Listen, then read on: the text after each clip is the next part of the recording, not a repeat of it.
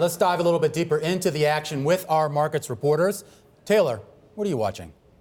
I'm going to follow up on what you guys were just talking about and come and take a look at a chart here that I'm showing inside my terminal, which is looking at the S&P 500 for the month of December. I know it's only the first day of trading in December, but bear with me. As you can see, we're off now about 0.8%, but this comes after a very good November, which in November we had our best month since June, and so we're off a little bit today. But if we think about historically where we've been in December of 2017, nothing really happened. And then December of 2018, remember, you had a big bottoming out. The index lost more than 9%. You bottoming out there on Christmas Eve before a big run up that's really led to the 25% gain or so that we have seen so far this year. So December has had mixed results, but for now at least we can see that the VIX has been relatively muted here, unlike what we saw last year. But like I said, it's still early days, and we'll have to wait to see how the rest of the month unfolds. Abigail?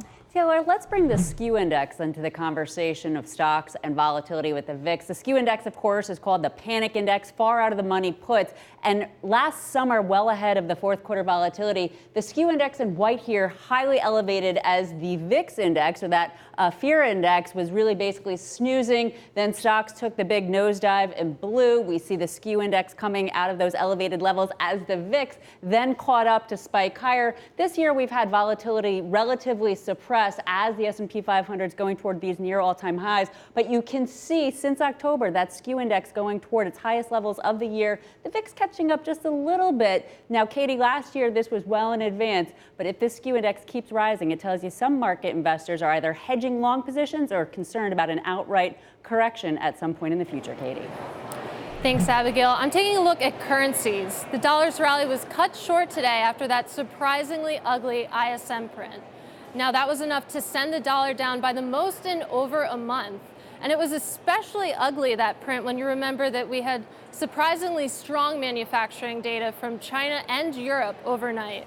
Now, up until today, traders had been feeling fairly bullish on the greenback.